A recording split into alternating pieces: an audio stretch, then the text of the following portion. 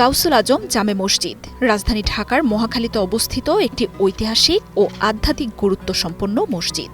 জাতীয় বক্ষব্যাধি ইনস্টিটিউট ও হাসপাতালের কাছাকাছি গুলশান সড়কের পাশে মসজিদটি অবস্থিত।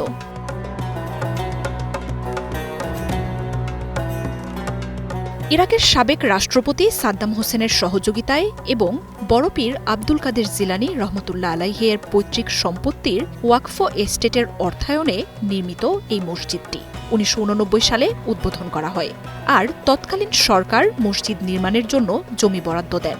এটি বাংলাদেশের জনগণের প্রতি ইরাক সরকারের শুভেচ্ছা ও ভালোবাসার নিদর্শন হিসেবে প্রতিষ্ঠিত হয়।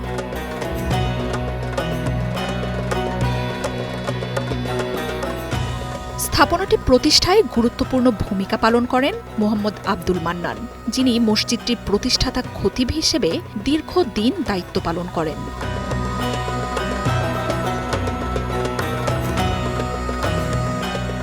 পুরোটা লাল ইট দিয়ে নির্মিত মসজিদটি বাগদাদের হজরত আব্দুল কাদের জিলানী রহমতুল্লাহ আলাইহি এর মাজার সংলগ্ন মসজিদের অনুকরণে আর আধুনিক স্থাপত্যশৈলীতে নির্মিত হয়েছে। টাচলেস আরএকে সেন্সেশন ওয়াটার ক্লোজেট হাতের ইশারাতে ডুয়াল ফ্লাশিং সিস্টেম থাকায় রাখে জীবাণুমুক্ত। এছাড়াও রয়েছে ইমার্জেন্সি ম্যানুয়াল ফ্লাশ।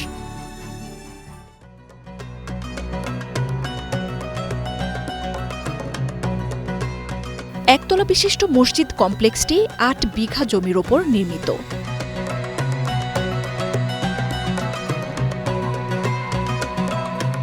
মসজিদে প্রবেশের জন্য ৪টি দরজার পাশাপাশি রয়েছে অসংখ্য জানালা। পূর্ব, উত্তর ও দক্ষিণ দিকে রয়েছে ৯ ধাপ বিশিষ্ট ৩টি সিঁড়ি।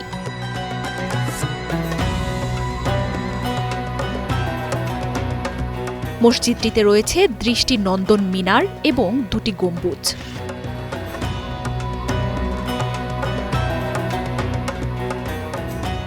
নারী ও পুরুষের জন্য রয়েছে আলাদা ওযুখানা। মসজিদে পুরুষের পাশাপাশি নারীদের জন্যও পৃথক নামাজের ব্যবস্থা রয়েছে।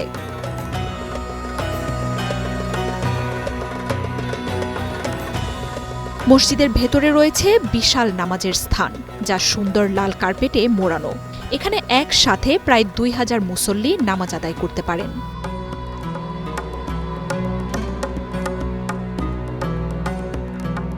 দৃষ্টিনন্দন এই মসজিদের চারদিকের খোলামেলা প্রাকৃতিক সৌন্দর্য মুসল্লি ও দর্শনার্থীদেরকে মুগ্ধ করে।